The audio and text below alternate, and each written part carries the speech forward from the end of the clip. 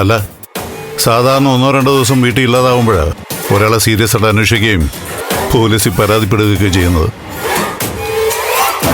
Maximum വൈകുന്നേരം വരെയെങ്കിലും നോക്കി ഉറപ്പുവരുത്തണ്ടേ? അങ്ങനെ ചോദിച്ചതാ.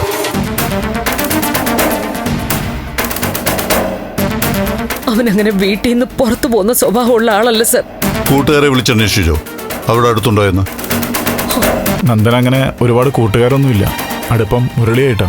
ദേവികയുടെ ഡ്രൈവർ മുരളിക്കും ഒരു വിവരം കിട്ടിയിട്ടുമില്ല.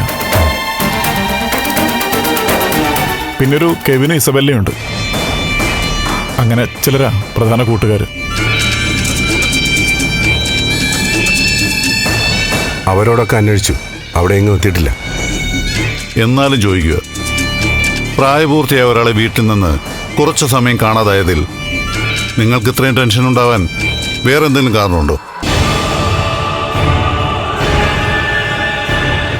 നന്ദു കുറേ ദിവസങ്ങളായി നല്ല ഡിപ്രഷനിലാ. അതല്ലേ ആദ്യം പറയേണ്ടത്.